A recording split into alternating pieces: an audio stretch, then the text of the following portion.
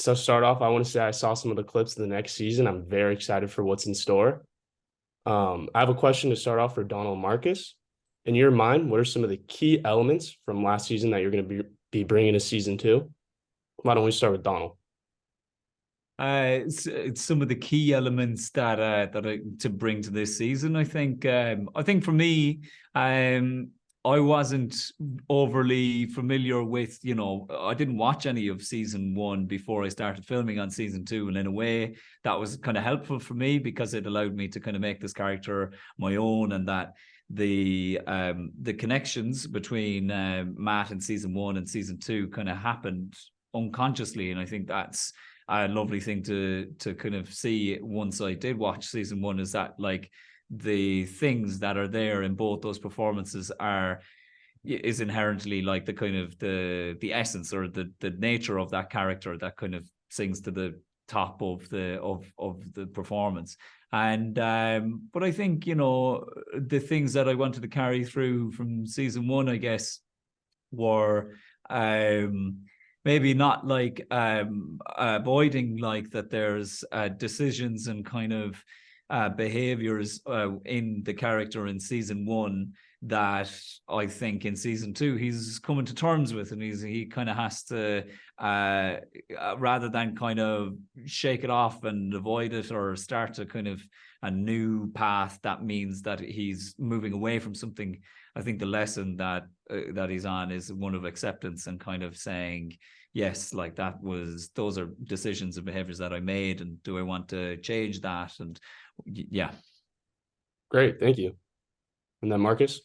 Yeah, I think same really. I think in season 1, Perrin's kind of just sort of in a state of sort of grief and guilt really. And I think that was very much there in season 2, but I think I wanted to show a bit more of kind of who he is. I think he kind of was developing at a slower rate because of the traumatic start he had in season 1.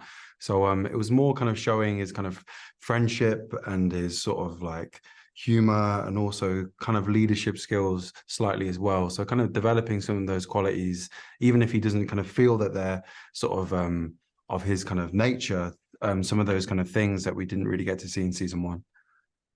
Right. Great. Thank you. And Ceara, you're new to the team. What has been the most exciting part about joining the show? Oh gosh, so many exciting things. I mean, just the fact that I am now a part of such a huge, huge fantasy show is just so exciting to me. I don't think I'll ever quite get used to it. I don't think. I feel so lucky, and we have such an amazing cast. We have an incredible creative team who create the most amazing sets and the most amazing costumes and the most amazing hair and makeup and props, and we have such great writing to work with as well.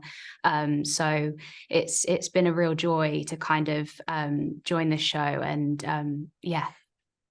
That's great.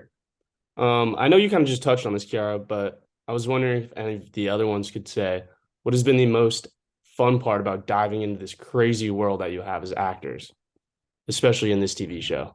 Do you know what? Like there's a few, like it's hard to say that there's one, but I think things that stand out is that it's kind of challenging you to believe and dive into things that are such high stakes, things that are like outside of our lived experience, like vastly, so that it makes you work really imaginatively to get into the characters and what they have going on for them. And as well, like just on a kind of basic sense, it's great crack to have the chance now with work to like learn different skills, and kind of like we are all flat out with stunt training and horse riding, and like there's other skills that if I say then I'll get in trouble or whatever.